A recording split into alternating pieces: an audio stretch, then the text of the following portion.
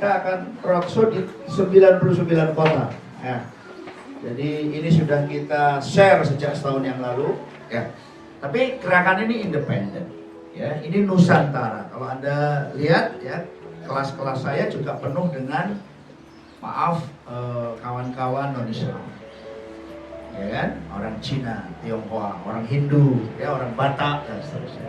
Karena bagi saya Islam ini harus menjadi peradaban rahmatan lil alamin. Nah, saya merasa beruntung tadi Bapak Ibu. Coba, kalau Anda merasa beruntung apa? Mas Bas, merasa beruntung apa? Saya beruntung ada di zaman di mana pandemi terjadi. Ya, itu namanya celah sempit. Ya, teorinya Malcolm Gladwell. Saya bisa cerita bahwa saya pernah mengalami pandemi. Betul nggak? Mungkin orang tua kita tidak. Benar? Gitu. Yang kedua, apa?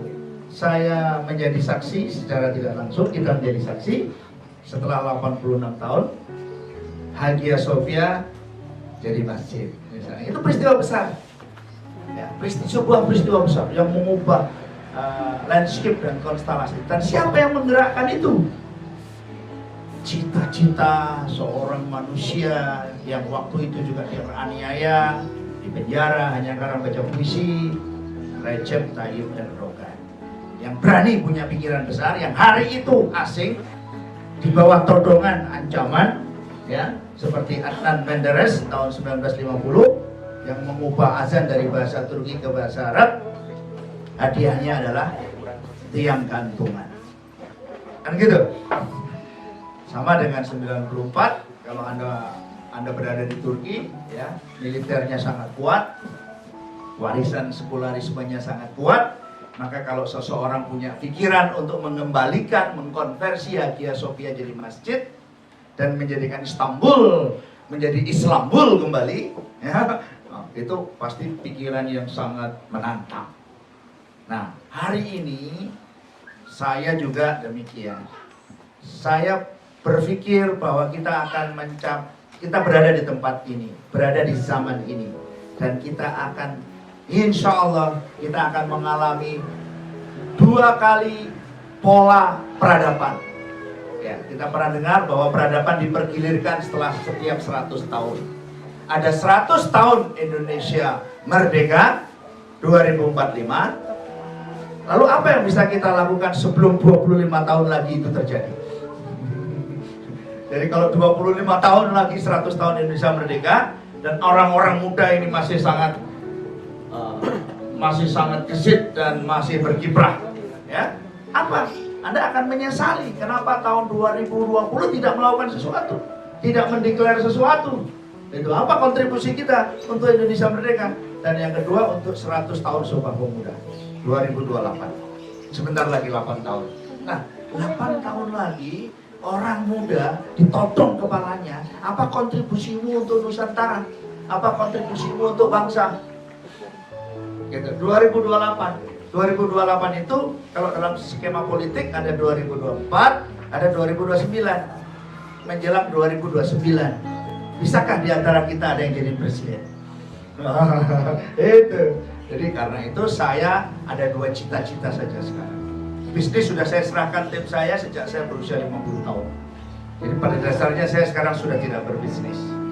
Saya sedang mengkonsolidasikan aset saya dan saya sedang mencoba belajar berinvestasi, ya, untuk mendapatkan penghasilan dari investasi.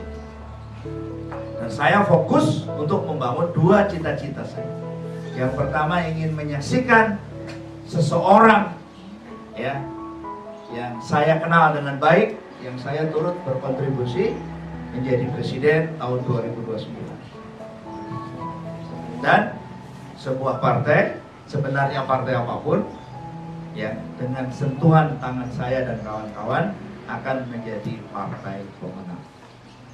Jadi sebuah partai yang memenangkan Indonesia, membawa peradaban rahmatan lil alamin, dan mengantarkan putra terbaik menjadi seorang presiden. Putra terbaik itu seperti siapa? Seperti Erdogan.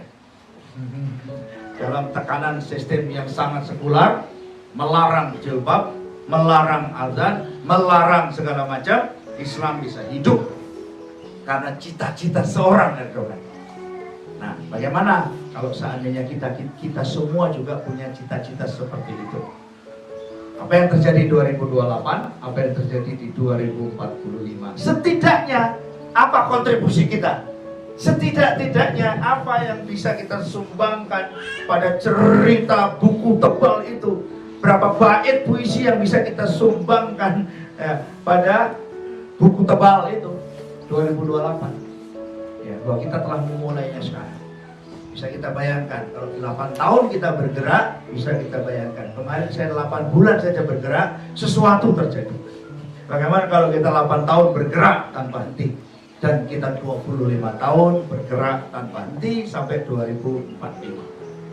Saya sudah berencana ganti SIM 2045. Dan ganti SIM lagi 2065. Ya, bohong banget ya. Gitu. Kira-kira seperti itu inti dan energi dari kegiatan ini. Saya sudah bilang sama Mas Herman, saya akan memulai dengan bersahaja, ya, memulai dengan relax, ya, dan kami akan jalan lagi di 30 provinsi. Ya, alhamdulillah tahun lalu kita ada di 30 provinsi. Jadi saya bayangkan kalau saya bulan ini di 10 provinsi, bulan depan di 10 provinsi, bulan depannya lagi di 10 provinsi. Jadi dalam 3 bulan kita akan keliling membawa ini, membawa konsep Nusantara Gilang Gemilang. Apa itu Nusantara Gilang Gemilang? Nah, ini ada 10 programnya Bapak Ibu sekalian. Jadi 25 tahun menuju 100 tahun Indonesia Merdeka. Itu intinya. Ya, karena itu jangan lupa bikin spanduk. Saya bikin spanduk di kamar saya, 10 spanduk tahun 2006 dan spanduk baru ya 2019, dan book trip 25 impian saya ya. Besok akan saya benchmark di notaris supaya nggak dianggap rekayasa besok ya. Jadi saya benchmark di notaris gitu, bahwa itu akan jadi catatan saya 25 tahun yang akan datang. Ya, catatkan di notaris tanggal sekian. Nah, ini nanti juga begitu ya. Kita catatkan di notaris besok tanggal. Memang rencananya akan dilaunching di 17 Agustus. 17 Agustus ya. Nah, 17 Agustus menuju 100 tahun Indonesia Merdeka. Program pertama adalah Go to Great Entrepreneur ya. Jadi kita membangun entrepreneur hebat di setiap kota di 30 provinsi itu. Ya. Bekerja sama dengan semua orang. Bagaimana kita membangun dan melahirkan para entrepreneur, para pengusaha, para pelaku usaha yang punya mindset korporasi. Yang kedua, go to great leader, menciptakan pemimpin. Nah, nanti apa saja yang harus dikuasai pemimpin akan saya jelaskan. Yang ketiga, kita akan mendorong setiap orang yang kita pimpin di tiap kota itu menjadi pemimpin internasional. Ya, karena itu mereka harus punya buku, nyetak buku dan menjadi international bestseller. Ya. Saya sebelum pandemi sebenarnya sudah punya 1 buku yang akan saya tulis bersama Jos Herman. Sudah disetujui oleh sebuah penerbit di Singapura untuk pasar Asia dan Amerika. Jadi kita akan bikin international bestseller buku, dan setiap kota kita akan didik orang, kita akan cari orang yang bisa membimbing. Ya. Untuk yang politik pilkada daerah, saya punya namanya Mas Dedi Rahman, nanti juga akan kita undang ke sini mendidik calon-calon siapa saja yang bersedia menjadi calon pemimpin. Kemudian yang keempat, Youth Shadow Cabinet. Nah, saya akan membuat kabinet bayangan. Ngeri ya, ini tambah ngeri ini ya. Jadi bisa di setiap wilayah, bisa di Indonesia. Jadi akan ada Menteri Perdagangan. Wah, gitu ya. Karena ini kabinet bayangan, orang muda. Jadi kalau misalnya di sini Herman, kamu jadi menteri apa kira-kira? Kira-kira? Oh, no, menteri peternakan. Ya, misalnya menteri pertanian. Maka Herman ujian di sini setiap hari kemampuan dia memahami persoalan-persoalan pertanian di Indonesia. Dan dia harus terhubung dengan semua network pertanian di Indonesia. Di mana saja. Dia mengerti bagaimana persoalan sawah, pupuk, bibit, benih, dan seterusnya. Jadi kita akan didik orang, bukan hanya satu, yang mampu mengucapkan dengan fasih ya, bidang yang ia harus ahli di situ. Ya, misalnya Menteri Perumahan, kamu gimana caramu menyelesaikan persoalan perumahan di Indonesia? Dia mengerti di situ. Nah, di situ pentingnya dia mengerti risalahnya, tapi dia juga praktek di bidang perumahan. Dia bisnis perumahan, dia bekerja di bidang perumahan, ya, gitu. Ya, kemudian yang kelima, santri korporat. Kita akan buat pesantren, bekerja sama dengan semua pesantren. Karena itu saya sudah 10 tahun terakhir terkoneksi dengan sekitar 8 pesantren di seluruh Indonesia untuk membangun dan memahami kepesantrenan. Nanti kita akan bikin santri korporat. Ya. Kalau ada sufi korporat, ya ada santri korporat. Yang keenam, sekolah kajian kepemimpinan yang tadi, yang kita akan lahirkan orang-orang pemimpin, para calon pemimpin. Kemudian yang ke-8, Branded Corporate Coaching. Jadi kita akan datang di setiap kota, siapa UKM di situ yang mau jadi korporasi, beroperasi skala besar. Jadi kita ke Medan, di situ ada 100 orang. Nah, itu yang kita dampingi dari UKM menjadi korporasi, beroperasi di skala besar. Omset 1 triliun misalnya. Ya, ini memang gagasan-gagasan yang tapi insya Allah kita akan teguh untuk memperjuangkan. Kemudian yang ke-8, skill up expert. Kita akan mencetak para ahli di bidang skill up.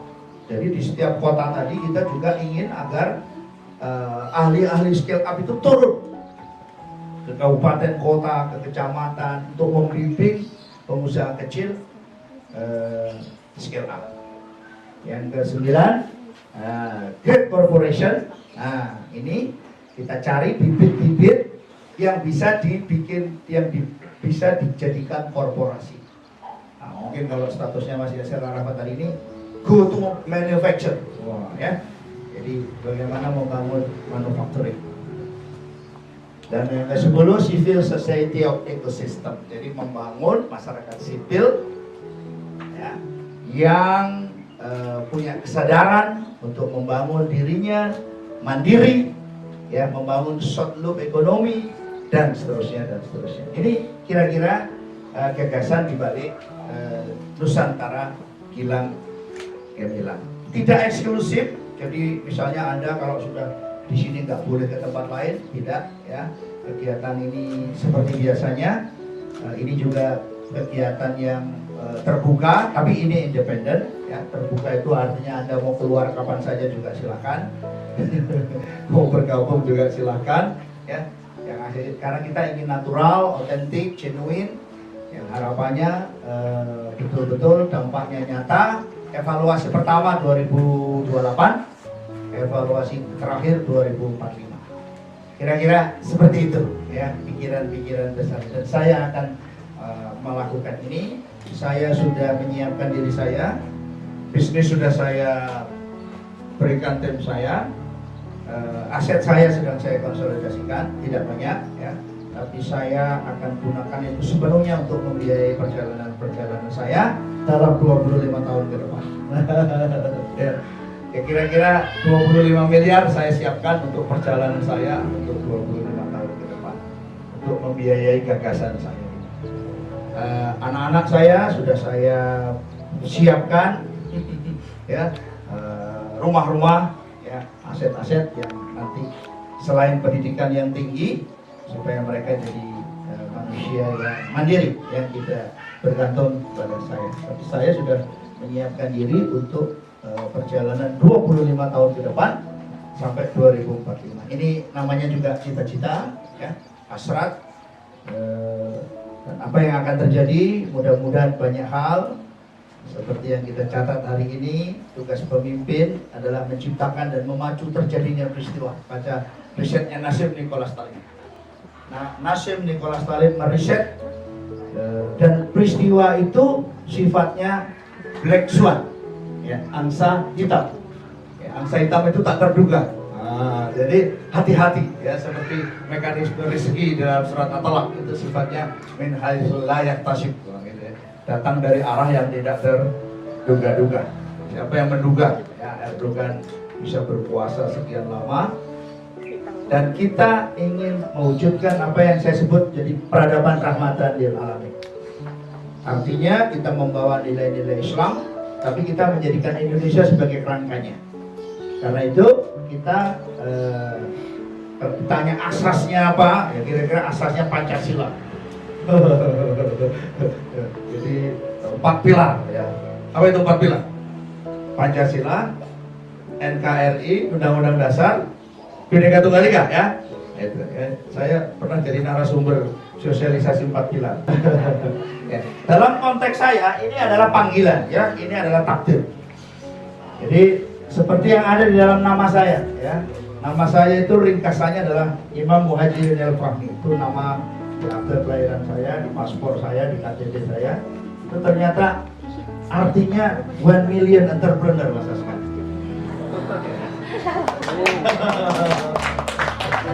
Ya.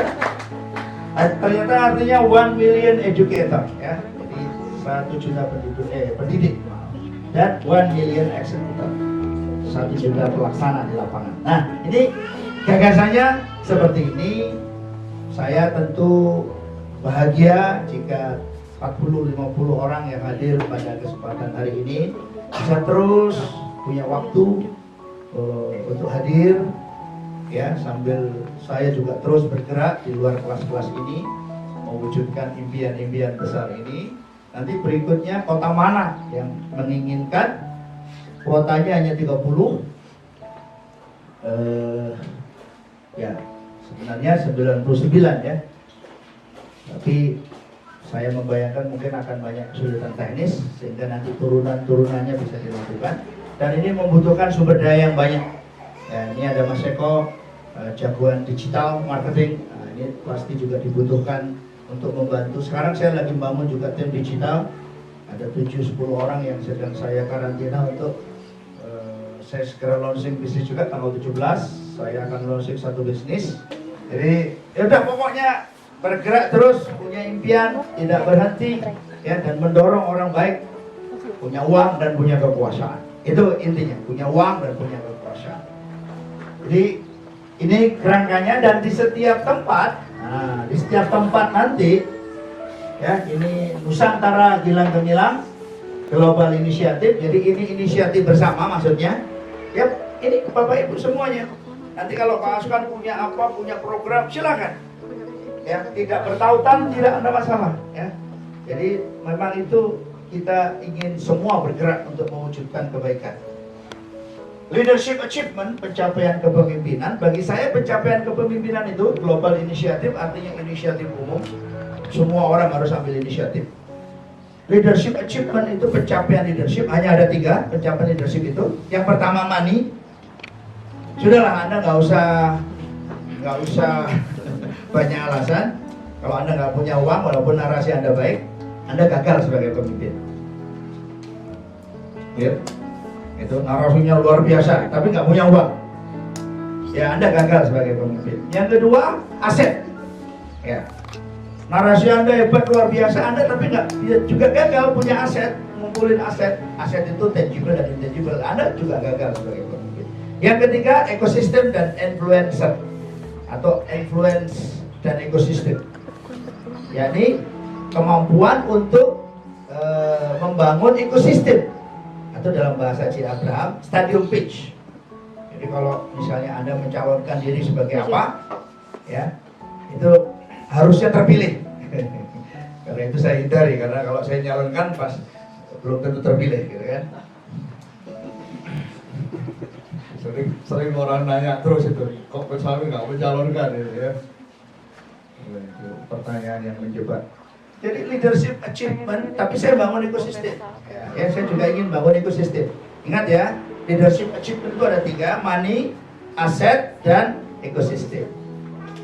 Ekosistem, ruang di mana Anda mempengaruhi, dan saya sudah memilih untuk memilih Badut sebagai ruang yang ingin saya pengaruhi. Ya, karena itu saya membuat namanya Rumah Mitra Gemilang. Nah, itu. Rumah Mitra Gemilang yang saya ingin juga Anda membuatnya di setiap rumah Anda. Ya, rumah Anda nggak usah besar dulu, tapi rumah Anda harus menjadi Rumah Mitra Gemilang. Coba untuk ayam petelur, ya itu 3 juta. dapat ayam, dapat ayam, dapat kandang.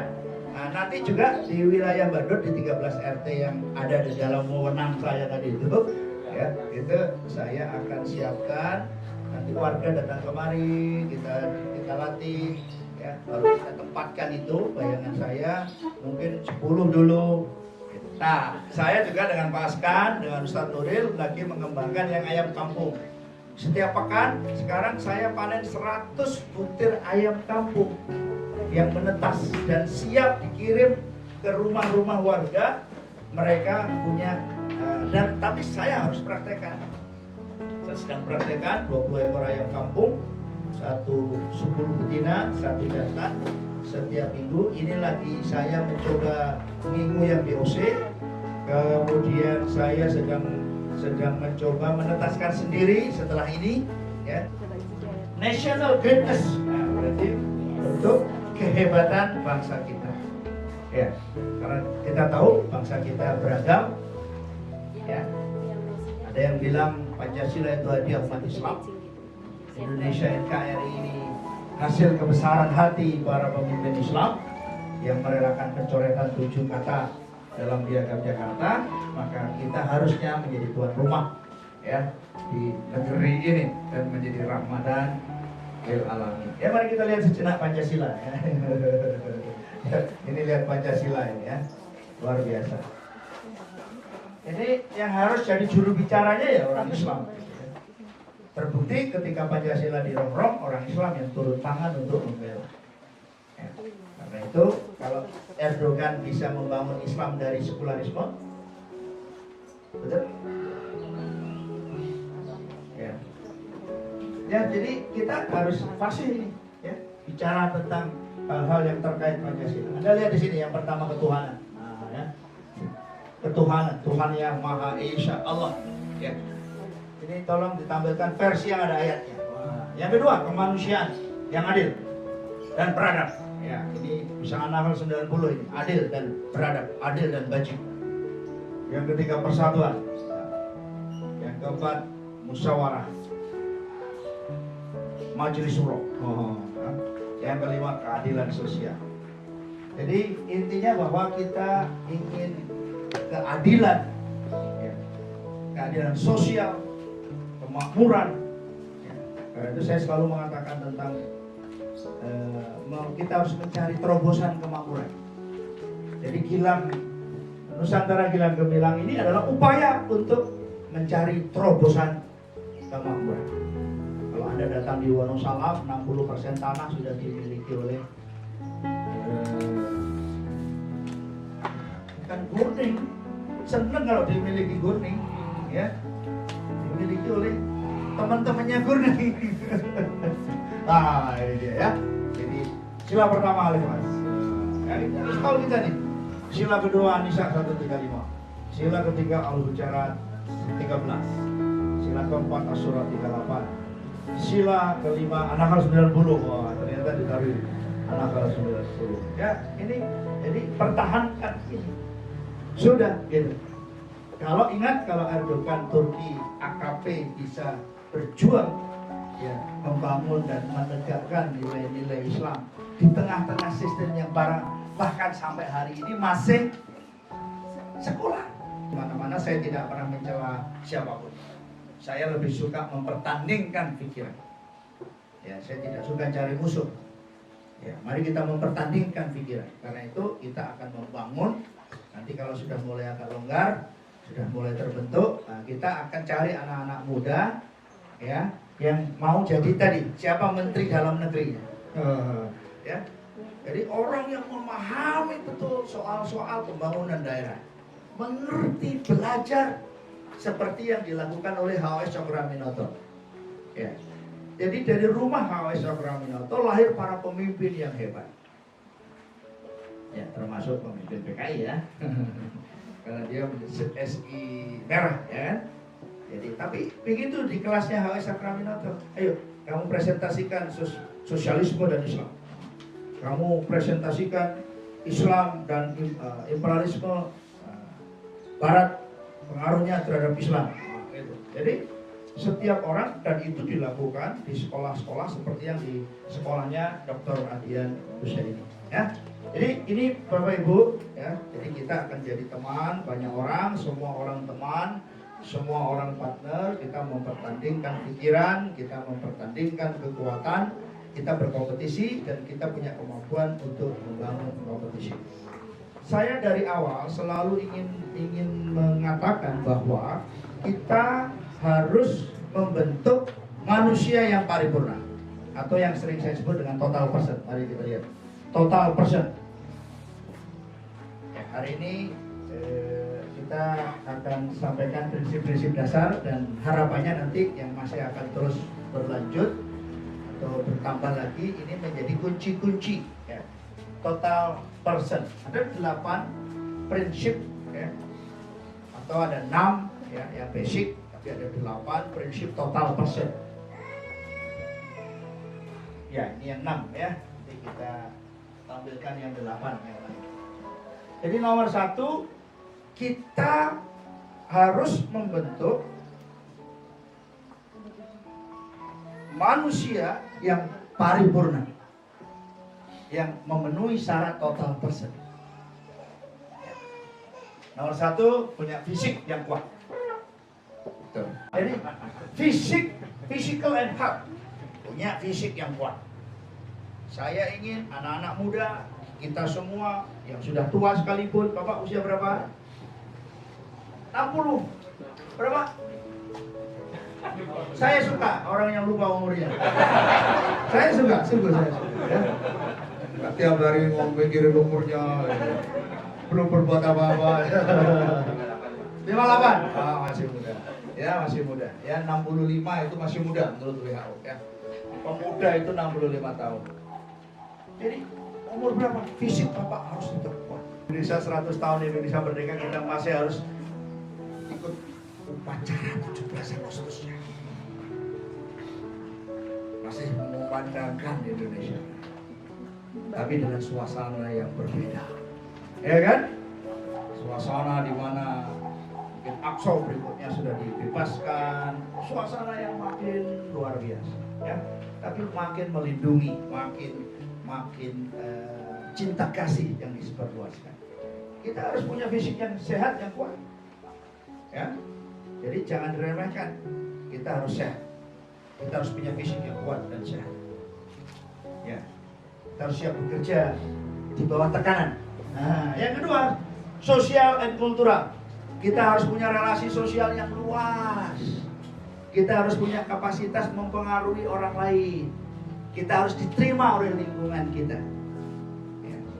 Di tempat ini kita sering undang 13 ketua RT, Pak Babinsa, ya, hadir di tempat ini berdiskusi dan seterusnya. Sosial and kultural, ya, kita punya kapasitas untuk membangun relasi sosial yang luas, yang bukan hanya terbatas, ya, pergaulannya cuma sama Herman, tidak, ya. Saya ingin bergaul dengan siapa saja. Tetapi karena saya nggak suka begini, saya bilang, Herman, misalnya Mas Herman, kamu jangan bergaul sama itu ya. Saya insya Allah tidak akan pernah ngomong begitu Pak Herman. Kamu bergaullah yang luas. Kamu pengaruhi, kamu pertandingkan pikiranmu. Gitu. Ya, jadi saya sering dengar itu. Ada pemimpin ngomong, kamu jangan dekati dia. Loh, kamu dekati dia, kamu pengaruhi, ya, kamu konversi dia. Nah, itu kalau saya, ya.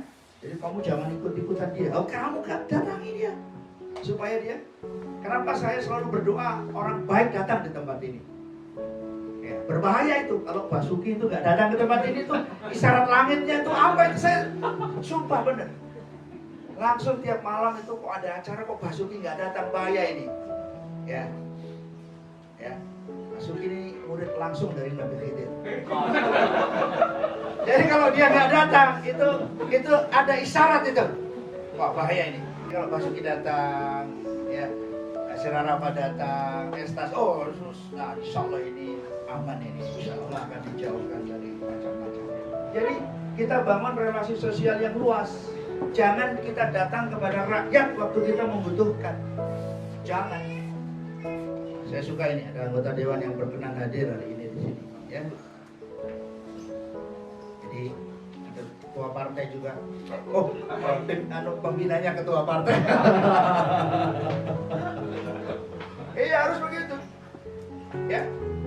Jadi kalau ada sesuatu orang lain ayo hadapi, datangi, pertandingkan pikiranmu, pertandingkan hidupmu.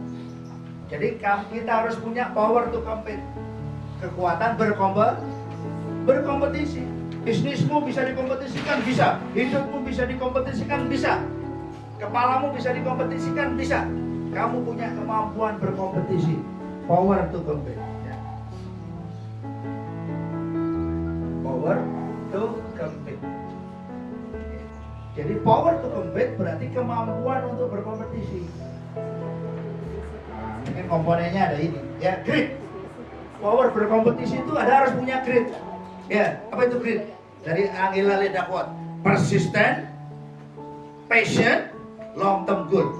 Tujuan jangka panjang. Jadi harus punya grit. Grit itu isinya 3. Persistent, keteguhan. Patient, gairah. Kalau Anda ketemu saya jam berapapun saya bergairah. Dan long term goal. Apa long term goalmu? Ini risetnya Angela Ledakot belasan tahun. Gimana caranya? Ini kalau perlu kita ukir ini nanti semua cita-cita kita di sini. Ya. Nah, sekarang sudah ada Facebook segala macam, jejak digitalmu hati-hati. Dan jejak digitalnya Erdogan tahun 94 ingin mengembalikan Istanbul sebagai pusat kejayaan cahaya Islam dan mengkonversi Hagia Sophia menjadi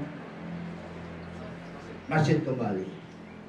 Ini kemarin saya datang ke seorang ahli batal jemur Adaman. Langsung dia datang ke sini gitu. Ini jual aja ini. Tapi dia puji Camp King Sulaiman. Betul katanya dia. Camp King Sulaiman. Itu berarti Anda mengharapkan keberkahan dan keberlimpahan.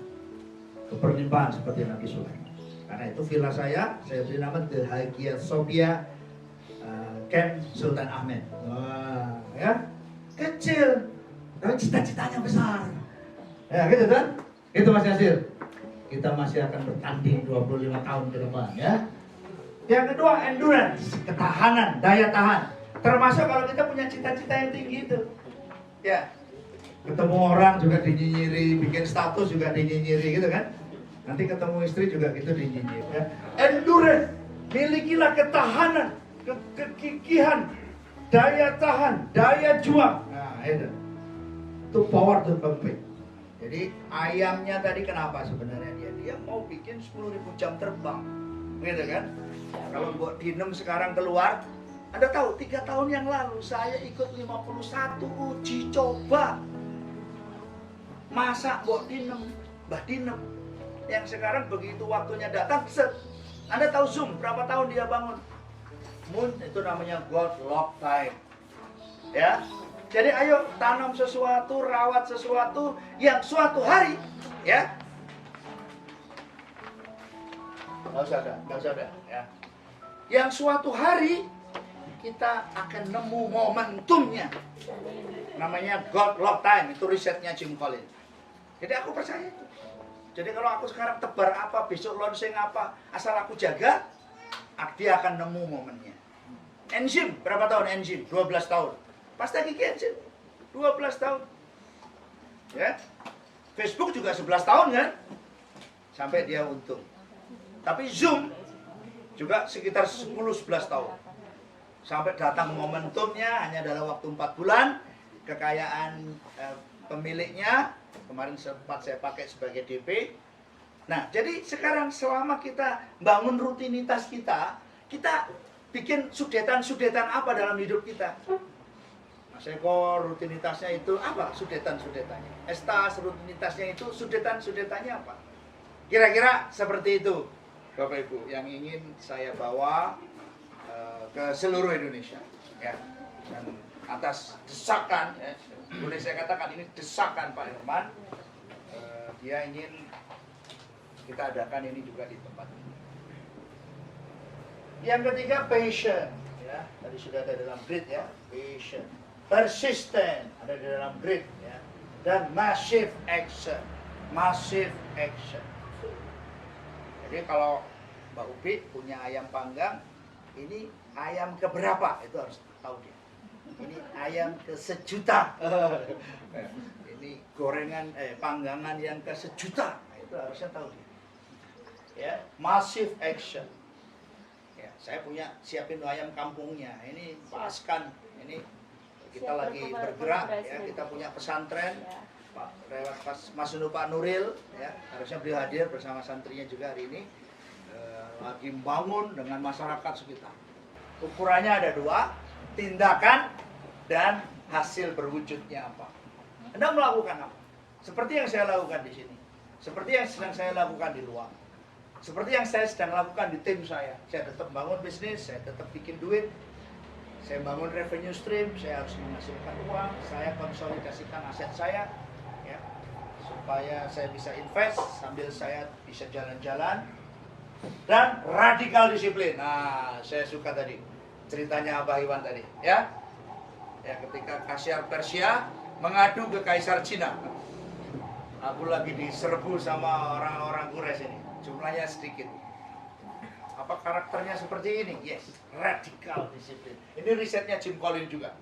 Ya, bukan hanya kalau yang pertama kan cuma disiplin people, disiplin pikiran, disiplin tindakan. Tapi di riset Jim Collins berikutnya, yang 10 Action Leader, disiplinnya harus radikal. Ya, disiplinnya radikal. Gitu. Jadi kalau saya pesan sama Mas Herman, saya butuh 10 kandang. Besok pagi selesai, dia harus bilang iya. Wah, itu baru radikal di sini. Ini kandang kelinci saya udah sebulan nggak selesai-selesai. Itu sudah persoalan lagi di situ, ya. Nggak mau bangun kandang senilai 1,2 miliar, tapi bangun kandang kelinci 2-3 kali 1 meter tuh sebulan nggak selesai-selesai. Nah, ini adalah bukan ngolok-ngolok kamu, ya. Tapi membuli kamu. Radikal disiplin. Ini menurut saya kuncinya. Seperti saya disiplin, saya harus disiplin mengamati ayam ini. Hidroponik ini tiap hari, kolam terpal ini, ya. Polybag dan seterusnya. Ya, sama sudah ada beberapa orang muda yang siap dan patient, butuh waktu. Tapi saya percaya karena peradaban itu digilirkan 100 tahun sekarang. 2028 100 tahun ya, Sumpah Pemuda, dan 2045 100 tahun Indonesia merdeka. Dan saya berharap rumah Bapak Ibu akan semuanya menjadi rumah mitra gemilang. Ya. Mau dipakai begitu boleh, mau pakai kalimat yang lain boleh, tempat orang datang untuk belajar, ya, tempat Anda menebarkan ilmu pengetahuan, bisa tempatnya luas, bisa tempatnya cuma beberapa meter, silakan, ya. Yang penting harus Anda punya rumah mitra gemilang, tempat Anda berkontribusi pada orang-orang yang di sekitar Anda. Ya. Ini contoh orang-orang yang menerima bantuan modal usaha 500.000 sampai 1 juta rupiah belanja barang, ya. Ada 50 orang yang sudah kita berikan, dan mereka kita bimbing, ya. Kita bimbing, tapi tidak perlu apa ya, pokoknya mengalir alami, otentik, ya, mengalir alami, otentik. Baik. Nah, berikutnya, prinsip yang berikutnya adalah tadi kembali ke belum ya. Jadi masih ke total person. Bagaimana kita membangun pribadi, anak kita, keluarga kita, diri kita. Yang ketiga, spiritualitas dan etika. Etik, adab, sopan santun, akhlak. Ya, tadi ya kata Pak Iwan juga sampaikan. Kita harus punya akhlak yang tinggi. Ya, kita harus menjadi pribadi yang menyenangkan, pribadi yang berkontribusi, pribadi yang terus belajar, pribadi yang baik, Halaman 60. Dan punya spiritualitas. Nah, spiritualitas itu apa? Kalau saya ada 3. Yang pertama, totalitas. Jadi apapun yang diamanahkan kepada kita, kita kerjakan secara sungguh-sungguh, total. Yang kedua, emotion, kesungguhan. Ya, kita terlibat secara membatin. Dan yang ketiga, penyerahan diri. Ya, Jadi spiritualitas itu ada 3 komponennya. Yang pertama total, jadi pengusaha ya yang total. Sekarang jadi anggota dewan ya yang total, yang sungguh-sungguh. Komisi apa, bicara apa, apapun Anda ditanya, Anda bisa menjawab. Ya. Jadi justru jangan dihindari yang sulit-sulit. Ya. Kemudian penyerahan diri, serahkan kepada Allah. Ya. Nah, itu spiritualitas. Yang etikal itu yang keluar. Orang yang spiritualnya baik, yang keluar baik. Ya. Banyak orang ingat di dalamnya lagi ritual. Nah, yang sering kali kita nampakin yang ritualitas kita. Jidatnya misalnya kopiahan terus, nah, boleh. Ada yang kopiahan juga ya. Itu ritualitas. Tapi spiritualitas itu nanti munculnya di akhlak. Ya, kerja keras, kerja tuntas, kerja cerdas, kerja pantas, dan kerja ikhlas. Ada 5 as ya. Kalau di Pak Sandiaga 3 as. Kita 5 as. Oke, 1 tuntas, 2 cerdas, 3 ikhlas, 4 5 pantas. Yang keempat keras. Nah, ini dia. Ya. Karena itu kalau kita punya properti ya propertinya nomor 1. Ya. Kita punya pesantren, pesantrennya nomor 1. Punya lembaga pendidikan nomor 1.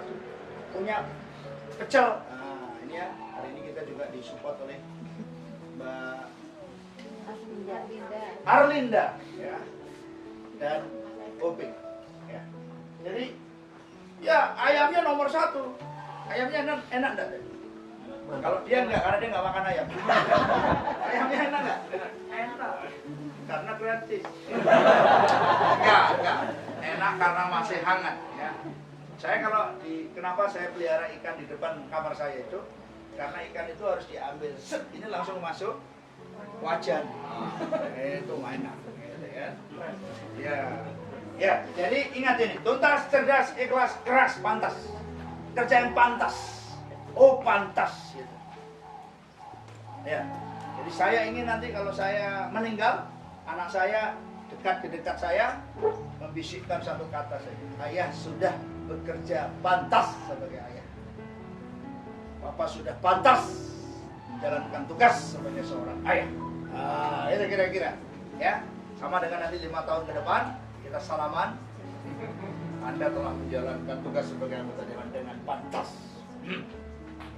layak, proper. Gitu ya. Jadi ini yang muncul kalau Anda punya spiritualitas yang tinggi, yang keluar, ya, itu sesuatu yang menyenangkan, membanggakan.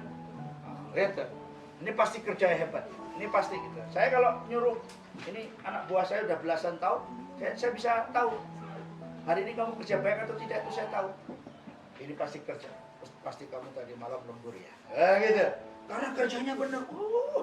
Gitu. Tapi kalau ini sudah belum Pak. Ya ini belum Pak. Ini tinggal ngeprint. Ini tinggal kalimat terakhir. Gitu. Sudah. Tapi kalau Anda pemimpin, dihapusi anak buah terus tiap hari, itu bisa saja karena spiritualitas kita rendah, sehingga etikal yang muncul di luar juga rendah. Mungkin kita mementingkan ritual saja, ritualitas, bukan spiritualitas. Ya, kalau spiritualitas ingat tadi totalitas, emotion, membatin, mengerjakan sesuatu itu, gitu kira-kira. Ya.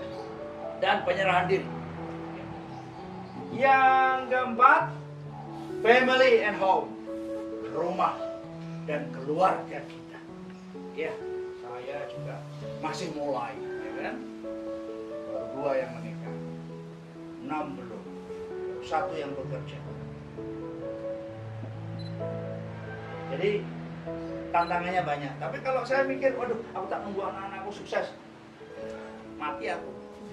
Ya, jadi ya jalan bareng, ya kan? Sambil aku didik anakku, aku juga berusaha. Kemudian finansial, yes, dan karir. Ayo finansial kita, nggak bisa tidak. Ya, saya juga belum berlimpah ruah, ya, tapi saya bersyukur. Kita harus punya aset, kita harus punya uang, kita harus punya sumber penghasilan yang layak. Saya suka bilang sama anak-anak muda, sama anak-anak saya khususnya, sudah, kamu orang boleh hormat sama kamu, tapi kalau kamu nggak punya uang, nggak punya aset, nggak punya sesuatu, orang nggak hormat sama kamu. Titik. Itu doktrin saya pada anak-anak saya, dan itu doktrin saya pada orang-orang muda. Sudahlah, kamu punya narasi sehebat apa, kamu nggak punya uang, dan kamu nggak punya aset, sudahlah, orang nggak hormat. Gitu. Ya, saya bukan terpengaruh oleh mazhab guru saya di sebelah ya, yang rebahan aja rekeningnya sampai seluruh tubuh. Ya, enggak, ini juga nggak akan sakit hati ini ya, terluka aja sedikit. Ya, jadi, tapi intinya ini, ayo kita punya finansial yang cukup, sumber yang cukup. Anak-anak kita juga begitu. Anak-anak saya 4 orang calon dokter, 5 orang, ya. 2 orang insya Allah sudah sebentar lagi. Saya bilang kamu harus kerja di luar. Udah, kamu harus bikin duit yang banyak. Ya. Anak saya yang pertama yang di Singapura juga begitu. Ya. Tabungannya saya bilang kamu harus nabung yang banyak. Kamu beli aset. Jadi sudah, itu racunnya sehari-hari. Ya. Karir, bangun karir. Ya, dan membangun total life. Ya, total life. Apa itu total life? Nomor 1, bangun diri. Bangun diri. Makin bahagia, makin sehat, makin dikenal, makin disukai, makin cantik, makin dirasakan keberadaannya. Itu bangun diri. Bangun diri. Ya, bisa ditambah bangun diri dan keluarga. Bangun diri. Pokoknya. Gitu. Ya. Saya ada tahu enggak waktu saya ulang tahun kemarin? Saya itu sebenarnya kaget. Loh, kok saya udah tua ya? Serius, kaget saya. Loh, rasanya saya baru 37. Ternyata udah cepat sekali ya, belum apa-apa rasanya. Jadi, karena itu saya kemudian, wah ini saya harus melakukan sesuatu. Biarlah Allah yang membantu, mengizinkan, memberikan jalan. Kalau saya mikir diri saya mungkin sudah selesai dan saya bisa selesai hari ini. Tapi saya tidak ada sesuatu yang bisa saya jadikan legacy. Bangun diri, ayo makin sehat. Nomor 2, career and profession development. Career, profession and business development. Maaf ya, ada business development. Ayo, bangun bisnis. Bangun digitalnya, bangun digital marketingnya. Saya ono guru di mana tim saya kirim. Ayo, sebut guru yang setengah setan juga. Sakit hati. Jadi, ayo, karir kita, profesi kita, bisnis kita, ayo kita bangun. Ya, makin ahli. Ayo, makin ahli. Mas Eko makin ahli, Mas Askan makin ahli. Ya, saya Mas Askan ini rajin sekali. Dan saya bilang selalu silakan. Makin produktif, makin banyak klien, makin banyak alat produksi, makin banyak dan makin berkualitas. Itu harus. Ayo. Ya, yang tadi ditambahi, ini bangun diri dan keluarga, ini bangun karir, profesi dan bisnis. Yang ketiga, bangun ini family di sini, family dan social harmony. Bangun relasi sosial yang luas, banyak teman. Gitu. Ya, jadi nanti datang. Ini hanya cuma salah satu hub atau spot yang Anda datangi, Mbak Upi. Yang lain datangi kemana-mana. Ya, baca buku di mana-mana, guru buka panggung di mana datangi. Udah, jangan pilih-pilih. Kalau saya seperti itu, ya. Jadi, ayo kita social harmony. Ya, Anda tahu pertemuan kita ini izin RT, ya. Jadi semua ini bikin apapun RT, RW, lurah, pengairan, kita izin semua, ya. Jangan sampai karena kita itu malah bikin pelecehan. Saya belum apa-apa, RT menghadap, RW menghadap, 40 tetangga, 40 tidak kurang kita datangi satu-satu. Ya, gitu. Jadi kita harus mempraktekkan, gitu kan? Jadi jangan kita ini ngomongnya begini, tapi prakteknya begini. Tidak boleh, ya. Makin banyak teman, makin banyak waktu bersama keluarga, makin luas relasinya, makin banyak komunitas, makin sering berkumpul. Masa ketemu 2 jam di Kim Sulaiman seminggu 2 minggu sekali nggak ada waktu. Sibuk apa sih? Surabaya tuh kok. Ayo gitu ya, jadi Kok kayak gak tertawa sih. alasannya opo ya. Jadi ayo betul-betul ayo kita atur supaya kita makin terkoneksi dengan dunia luas. Namanya resourceful. Nah, ingat ya. Jadi ada 3 komponen pemimpin. Yang pertama resourceful, terhubung dengan sumber daya. Anda butuh apa? Oh, punya. KPK punya. Polda punya, BP POM punya. Ayo, boleh apa gue? Nah, gitu. Ya. Yang kedua, teachable. Ya, pengen pengetahuan apa? Teachable. Gampang kandhanane, gampang ngerti. Kamu tahu ini? Tahu, teachable. Dan yang ketiga, coachable. Coachable. Gampang dibimbing. Ya insya Allah Pak Herman, Pak Bayu ini gampang dibimbing. Yasir juga. Indra, gampang dibimbing. Coachable, gampang dibimbing, senang. Ya, apa Pak? Oke silakan. Ini kuncinya pertumbuhan itu. Kalau Anda mau bertumbuh, Anda harus resourceful, ketemu sumber daya, Anda harus teachable, gampang diomongi. Ya, Anda jadi ketua komisi, ya belum apa-apa.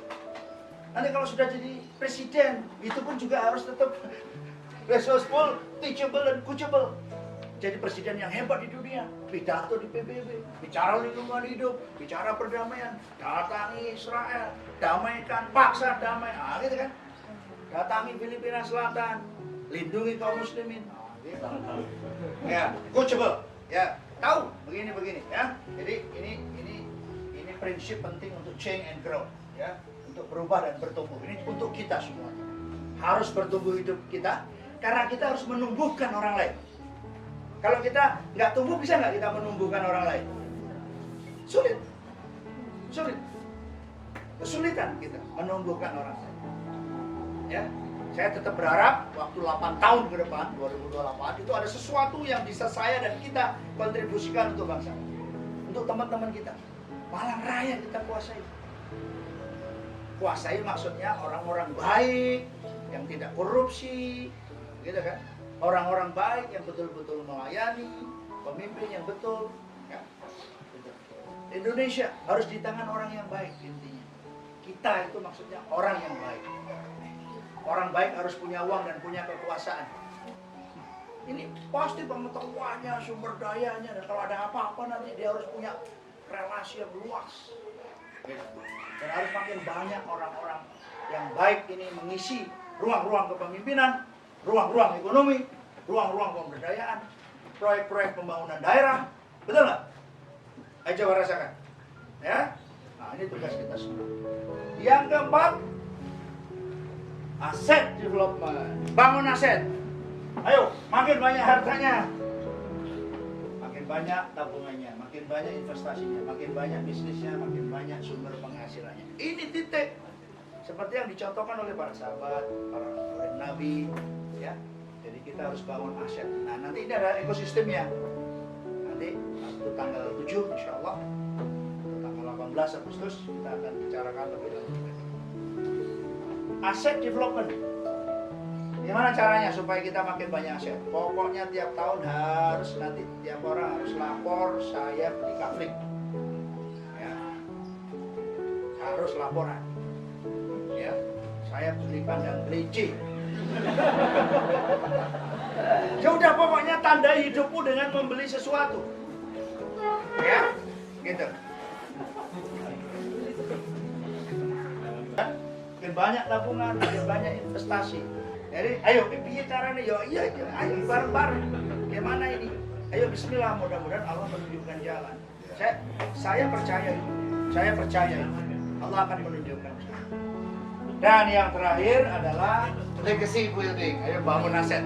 Bangun legacy. Ilmu yang bermanfaat. Ya. Rumah Mitra Gemilang adalah legacy. Kira-kira seperti itu. Ya. Nanti teknis-teknis segala macam, termasuk digital, termasuk apa, timnya pingin ya, kalau dalam konteks Nusantara tepatnya di situ. Ya. dan tidak berbayar. Oke ya. Harta yang bermanfaat, aset yang bermanfaat. Saya juga bangun pesantren, saya ikut sedikit bangun pesantrennya Ustaz Nuril. Saya supaya harta saya bermanfaat. Aset bermanfaat, nah tempat saya ini saya luas. Nanti akan ada greenhouse tempat orang belajar. Kalau sudah benar, nanti kolam terpal pengadaannya, insya Allah akan saya bantu. Ya, yang punya konstituen, saya bantu saya serius. Jadi ya tentu perlu waktu ya, perlu tahapan-tahapan. Pokoknya saya berniat 25 tahun ke depan di usia 50-an sampai 75-an. Tahun umur 75 itu seperti Hermawan Kertajaya hari ini. Seperti Anwar Ibrahim hari ini. Nah, itu ya. Jangan Mahathir hari ini, itu 25 tahun lagi Mahathir. Nah, gitu ya. Oke, Mahathir juga isyarat untuk saya karena kami lahir di tanggal dan bulan yang sama. Pribadi yang bermanfaat, karya bermanfaat, aset bermanfaat, harta bermanfaat, ilmu bermanfaat. 5 ini yang penting menurut saya. 1, bangun diri. Ayo bangun diri. Yang kedua, bangun karir dan bisnis, bangun keluarga dan relasi sosial harmoni, bangun aset, bangun legacy. Ini 5 total life yang harus seperti kaki 5 ini, semua berjalan bersamaan. Jangan minder. Jangan, aduh aku saya ini nggak ada apa-apa, takut ditertawai siapa, udah biarin tertawa. Takut dinyinyiri, biarin. Ya, serius itu. Ya, serius. Ya, kita lihat bagaimana Islam berkembang ya, dari 1 dan menjadi sekian miliar hari ini. Ya, total life. Kemudian kemakmuran. Hari kita lihat terakhir terobosan kemakmuran atau apa namanya di situ.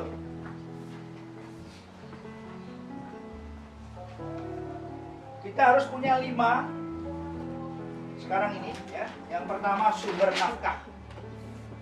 Sambil kita tunggu sumber nafkah. Harus punya sumber nafkah. Dan bukan diperjuangkan. Jadi dia harus sudah gitu. Jadi kalau Herman jalan-jalan kemana, itu istri anaknya semua kebutuhannya sudah tercukupi. Pesantrennya tercukupi. Gitu. Seperti yang saya bilang, saya punya 8 anak. Ya, kalau Anda punya apa, Anda underlyingnya apa? Underlyingnya tahu ya? Nyetak duit 8 triliun, underlyingnya emas, gitu ya.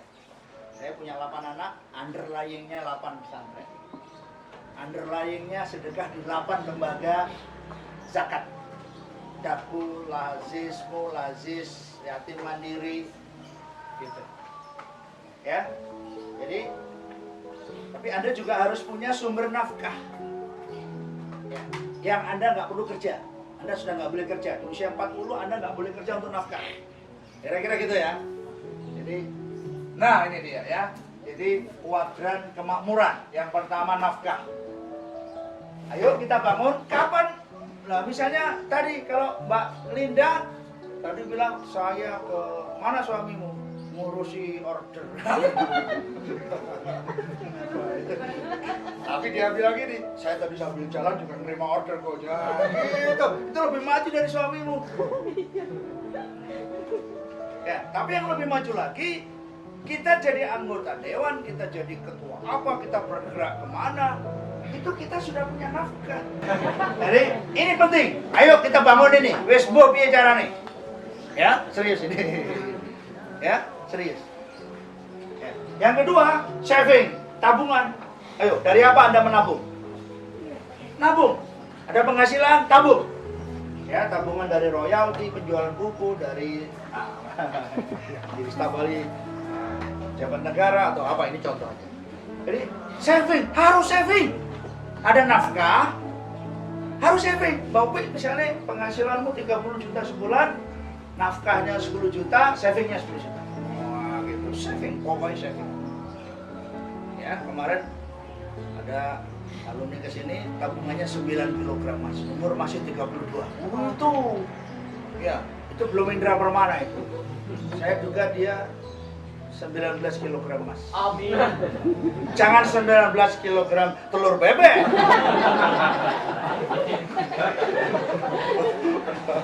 Ya, jadi ayo nabung. Nah, ini nanti di pertemuan berikutnya itu kita harus bicarakan bagaimana mengkonkretkan ini. Ya, bagaimana penghasilan kita bertambah. Nanti kita cari produk, kita riset produk dan sebagainya. Siapa butuh produk, bagaimana jualan. Mau bangun tim jualan, tim reseller, tim digital, kita fasilitasi. Ya, saya ingin semua bergerak, bertumbuh betul-betul, sungguh-sungguh, tidak mudah, sudah pasti. Titik. Ya. Yang ketiga, aset, beli aset, harus beli aset. Ayo pokoknya beli aset. Ayo ya, Mbak Upi, Mbak Linda, saya tiap 31 Desember seperti yang sering saya katakan, pokoknya caranya aku kudu tuku aset. Pokoknya tiap tahun saya harus beli aset. Wis sembuh.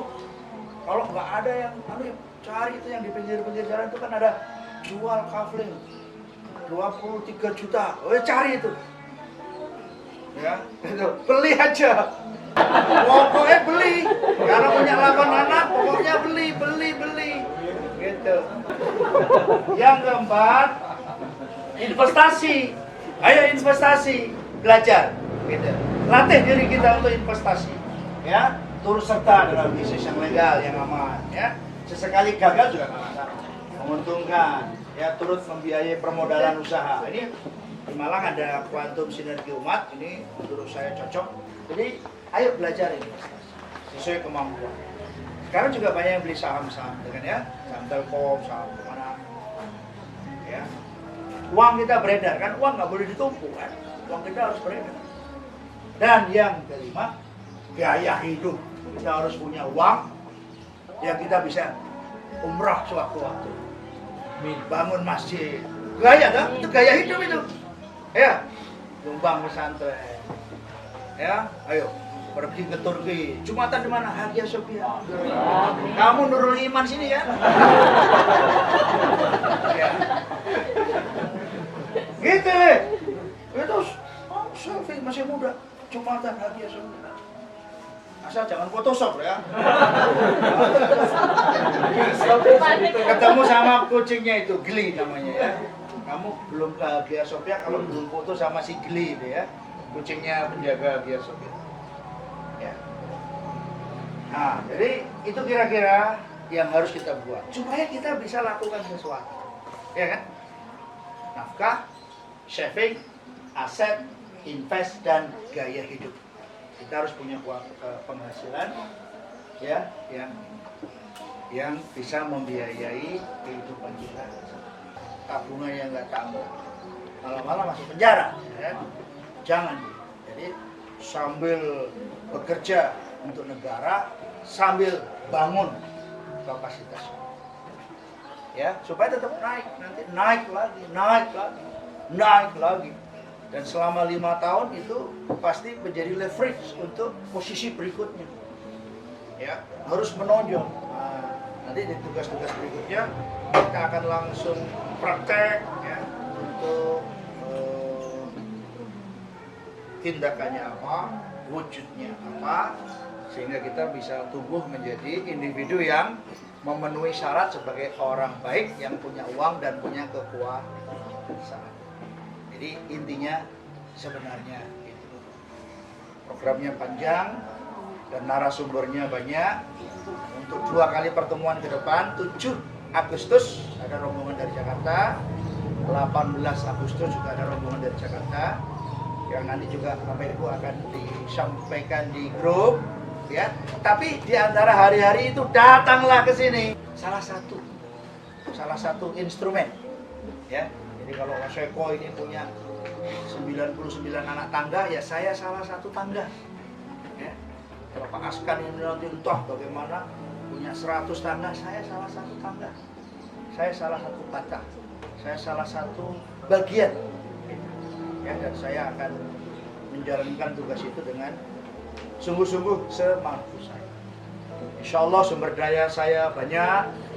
Alhamdulillah ya, berkat perjalanan 30 provinsi kemarin, berkat menemani Pak Hakim, ketemu pejabat-pejabat negara, ketemu pengusaha segala macam, dan harusnya 2020 ini kita punya skill up forum ya, Pak Askan sudah sempat ikut, dan kita akan muhibah muhibah, ya.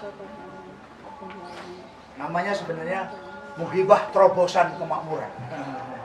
Tapi jangan terlalu keduniaan.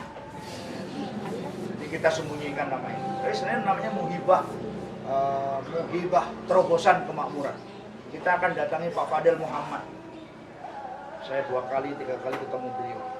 Kita akan datangi Pak Mahyudin, wakil ketua MPR dulu ya, punya tambak udang, punya sawit, ya, punya pertambangan. Jadi siapa yang nggak mau? Oh, siapa yang mau?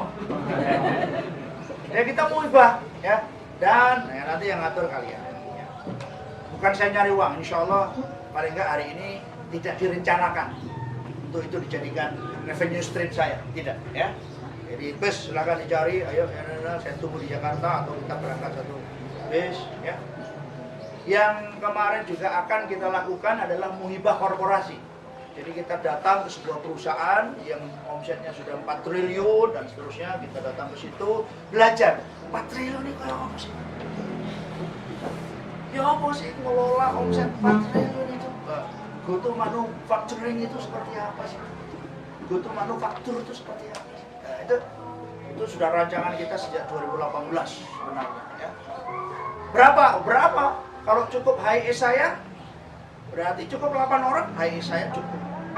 HIS kita, bukan saya. HIS kita. Dan HIS kita sudah begini-begini. Nusantara bilang inilah. Jadi memang dipakai untuk jalan-jalan ke seluruh Indonesia. Gitu. Jadi dengan HIS itu, nanti kita bawa HIS yang Jerman bagian di HIS itu, karena dia yang bertanggung jawab untuk semuanya. Ya sudah pasti nggak boleh lagi besok masang kandang, nggak ada. Ngurusi umat masang kandang. Mana yang tadi kan? Menurut berjodoh iya, tak boleh dari tadi ada istrinya, maaf ya maaf. Sengaja. Ya kira-kira seperti itu intinya ya, gambaran besar. Biar kalau ini Bapak Ibu ingin memanfaatkan ini sebagai salah satu funnel untuk membangun kapasitas diri dan seterusnya, ayo insya Allah saya akan selenggarakan secara rutin, ya, terus menerus sampai seterusnya dengan segala dinamika. Akan banyak kegiatan, ini juga akan kita selenggarakan di kota-kota dan seterusnya. Silahkan, ada pertanyaan? Pasca sudah siap? Nyampein sesuatu? Ya. Assalamualaikum warahmatullahi wabarakatuh. Baik sahabat sekalian, mumpung suasananya masih semangat, saya ingin mungkin menguatkan saja. Kalau bicara teknis, insya Allah nanti bisa kita ketemu lagi.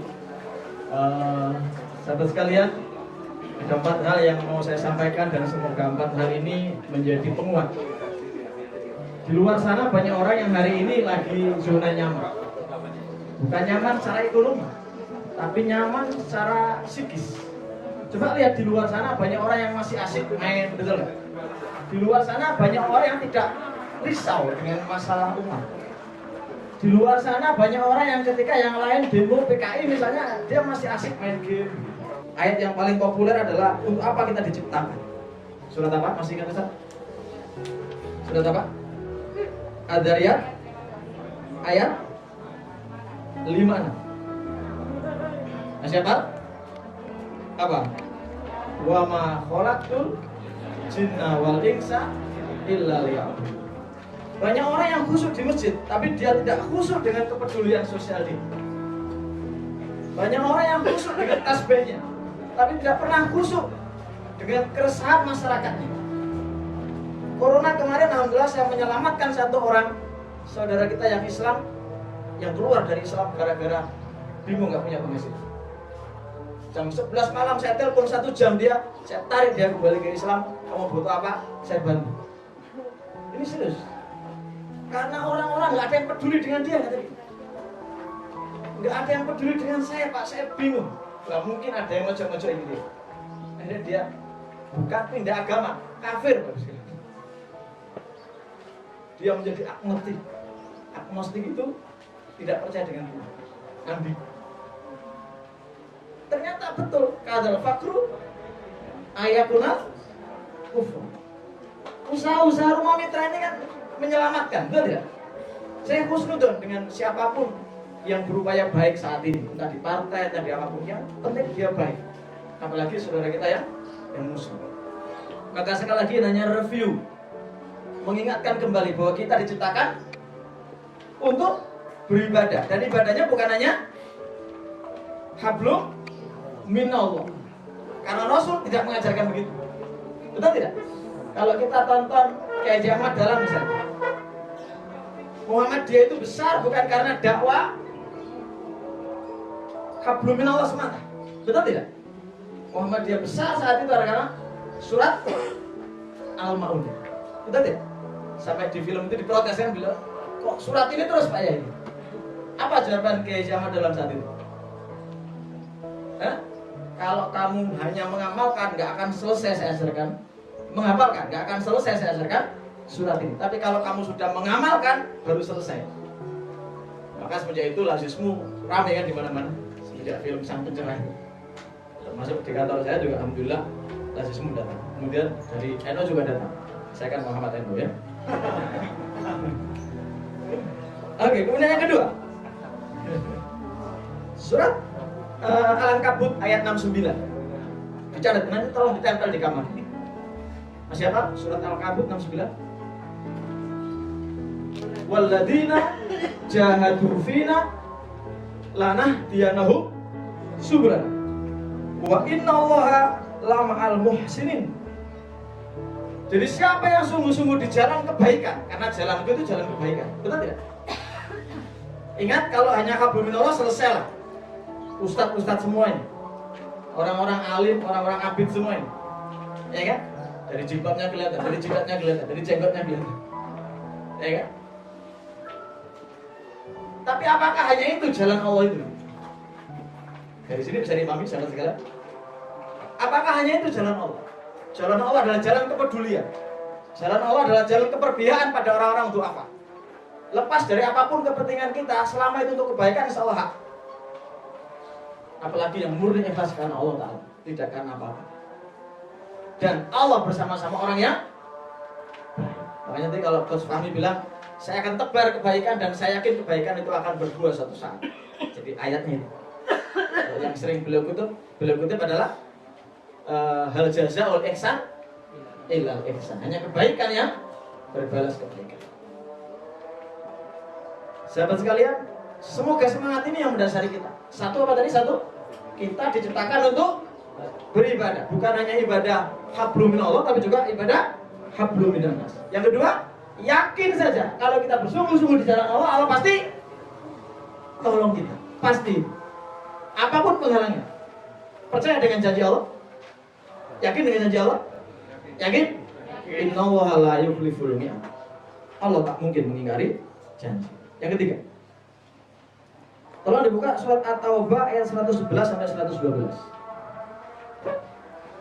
Saya menguatkan saja, karena kalau saya nanti bicara tentang sesuatu teknis, jadi agak panjang. Nanti kapan-kapan kita bicara itu. Ada yang hafal? Saya suka sekali ngutip ayat-ayat ini ketika saya memotivasi. Kebetulan saya dulu sama Mas Herman ini satu LDK di teknik. Kami aktif di lembaga dakwah kampus di teknik waktu itu. Dan saya kalau memotivasi adik-adik untuk terus berjuang, ayat-ayat itu kutipan. Siapa? Innallaha astara minal mu'minin anfusahum wa amwalahum bi anna lahumul jannah. Yuqatiluna fi sabilillah fayaqtuluna wa yuqtalun. Wa'dan 'alaihi haqqan fi Taurat wal Injil wal Qur'an. Sungguh Allah telah membeli diri kita. Innallaha astara minal mu'minin anfusahum wa amwalahum bi anna lahumul jannah. Yang dibeli dua, anfus wa amwal. Apa itu anfus? Seluruh diri kita, ujung rambut sampai ujung kaki kita, wa amwal, semua yang kita punya, otak kita, kesehatan kita, harta kita, waktu kita, semua dibeli oleh Allah. Kalau dalam buku saya, Harokah Putih judulnya, boleh dimiliki kalau mau. Ya, Harokah Putih. Saya kasih judul Harokah Putih karena independen tadi. Pak Herman saksinya kalau saya dakwah itu lintas Harokah, lintas organisasi, semua saya rangkul selama Ahlussunnah wal Jamaah. Boleh hidup di kampus saya waktu itu. Musola teknik waktu itu. Herman ini saksi. Sahabat sekalian, jadi kita itu kalau sudah dibeli, contoh apa ya? Tisu ini kalau sudah dibeli oleh kita, boleh nggak yang punya tisu mencampuri kita mau pakai apa tisu ini? Boleh nggak? Yang punya tisu boleh nggak? Kan sudah kita beli. Yang punya tisu boleh nggak? Mau campuri kita mau pakai apa tisu ini? Nggak boleh. Kita beli kain, boleh nggak yang punya kain mencampuri kain ini mau kita pakai apa? Boleh nggak? Kalau kita sudah beli rumah ini, boleh nggak yang dulu punya rumah ini mencampuri rumah ini mau kita pakai apa? Sama dengan kita, sahabat sekalian. Kita sudah dibeli oleh Allah. Apa? Semuanya. Harta kita, diri kita. Innal astara minal mu'minin anfusahum wa amwalahum bi anna lahumul jannah. Dan dibeli bukan dengan rupiah, bukan dengan emas permata, bukan dengan harta benda, tapi dengan surga. Itu harus kita yakini. Sehingga kita semangat berada di jalan yang baik. Ini jalan baik atau jalan tidak baik? Jalan baik atau tidak baik? Jalan baik atau tidak baik? Siap mensukseskan? Siap membesarkan? Hasilnya diserahkan sama Allah. Jadi anggota dewan nggak jadi itu yang terbaik. Karena jadi belum tentu baik. Nggak jadi bisa jadi itu yang terbaik. Kan begitu. Saya ngobrol panjang sama Pak Sumali ketika dulu nggak jadi. Saya dekat sekali dengan beliau, dengan istri beliau, kita julukan saya resellernya beliau. Satu alumni juga. Iya, istrinya satu alumni sama saya. Yuqatiluna fi sabilillah. Dan hendaklah bukti konkretnya itu kamu berjuang di jalan Allah. Dan ini salah satu perjuangan kita di jalan Allah. Setuju? Wayaqtuluna wa yaqtalun. Enggak penting kamu berhasil atau gagal, enggak penting kamu sukses atau gagal, enggak penting kamu hidup atau mati. Begitulah jihad itu. Begitulah jihad itu. Enggak penting kita hidup atau mati, kita menang atau kalah, enggak penting karena ukurannya bukan itu di hadapan Allah. Yang diukur adalah yuqatiluna fi sabilillah, yujahiduna fi sabilillah. Maukah engkau ada di barisan kebaikan? Siap? Siap? Siap? Yes. Dulu namanya nggak penting kok bagi Allah kamu hidup atau mati, menang atau kalah nggak penting. Yang penting kamu terus berbuat yang terbaik karena Allah yang menentukan kita menang atau kalah. Betul tidak? Bukan kita. Wa adana al-haqqa fi Taurat wal Injil wal Quran itu disebut di 3 kitab samawi. Taurat, Injil, Quran. Artinya apa? Sesuatu yang disebut berulang-ulang di 3 kitab besar. Artinya apa sesuatu itu? Penting atau penting banget? Penting atau penting banget? Itu ditekankan semenjak zaman Nabi Adam sampai Nabi Muhammad SAW bahwa orang itu sudah tidak punya hak atas dirinya. Yang punya hak atas dirinya adalah Allah. Dibeli kita ini dengan surga. Disuruh apa? Berjuang di jalan Allah. Gagal, berhasil. Bisa dipahami? Bisa dipahami? Jangan kalau menang aja semangat. Bagaimana gagal? Keluar uang sekian banyak. Saya bilang tidak apa-apa. Selama ikhlas Allah akan kembalikan. Betul nggak? Kalau nggak ikhlas tidak kembali. Betul ya? Surat At-Taubah ayat 24. Ya, penentu terakhir sebelum kita istirahat. Jadi mohon izin. Ini aja yang nanti saya sampaikan untuk materi-materi teknis bagaimana branding, bagaimana ada manifestasinya, bagaimana kemudian kita membangun kedekatan dengan masyarakat, menjual diri dan sebagainya. Dalam tanda kutip ya, menjual diri. Oke, terakhir. Masih apa? Surat 9 ayat 4. Qul in kana abaukum wa abnaukum wa ikhwanukum wa azwajukum wa asiratukum wa amwalun iktaraftumuha wa tijaratun tahsawna kasadaha wa masakinu tardawnaha ahabba ilaikum minallahi wa rasulih wa jihadin fi sabilih fatarabbasu hatta yati Allah bi amri wallahu la yahdil qaumal fasiqin. Keras sekali itu. Katakanlah jika bapak-bapak, anak-anak, istri-istrimu, siapa lagi? Siapa lagi di situ? Keluargamu dan sebagainya. Intinya dunia itu lebih kamu cintai daripada berjihad di jalan Allah dan Rasul. Maka tunggu sampai Allah mendatangkan keputusan. Allah yang maha pengasih aja ngancam. Artinya apa? Artinya kalau sampai gara-gara kehidupan kita lupa berjuang, kita lupa mikir umat, kita lupa mikir masyarakat. Maka apa kata Allah? Fatarabbasu hatta ya'tiyallahu bi-amri. Hati-hati sampai Allah datangkan keputusan. Yang maha pemurah saja ngancam itu. Apa artinya? Hati-hati. Siapa yang mendatangkan rezeki? Siapa yang mendatangkan omset? Siapa yang mendatangkan kebahagiaan keluarga? Itu semua bisa dicabut ketika Anda abai dengan masyarakat. Bukankah Wali Songo dulu dakwahnya juga seperti ini teman-teman? Betul tidak? Ekonomi kan? Betul tidak? Pemberdayaan tidak selalu dengan naik podium. Makanya kalau saya outbound itu orang bisa nangis loh. Outbound kok bisa nangis Pak? Tiap makan? Oh iya. Kita ajak kembali kepada Tuhan. Serius, outbound tuh bisa nangis. Lihat rekaman-rekaman di YouTube saya. Outbound orang bisa nangis. Saya bilang, saya ini kiai tanpa peci. Saya berdakwah bukan di podium. Bukan, tapi saya berdakwah di hutan belantara. Sampai orang-orang itu bilang, Pak, tim saya outbound kok khusus-khusus gitu. Tim outbound itu caranya sholat Mas. Serius. Jadi outbound Mas Zaki itu yang sholat, Mas Yudo, teman-teman itu Mas Udin. Yang lain-lain itu outbound banyak gak sholat. Terus gak sholat rokokan. Gak sholat rokokan tangan kilo sisa. Jadi kita menjadi outbound syariah. Mungkin itu Bapak sekalian. Ayat itu tolong ditempel, dihafalkan. Saya hafal karena saya kalau dakwah itu yang saya pakai. Ya, kemarin remaja masjid kampus Ciputra undang saya, ya ayat ini yang tak hafal, yang tak sampaikan. Dan ayat itu yang menjadikan saya nggak pernah berhenti dengan cara saya, dengan jalan saya. Dan saya doakan Anda semua sukses, karena Anda semua orang-orang yang berjuang di sana. Semoga kita semua sukses. Kita doakan guru dan kita Coach Fahmi panjang umur, sehat,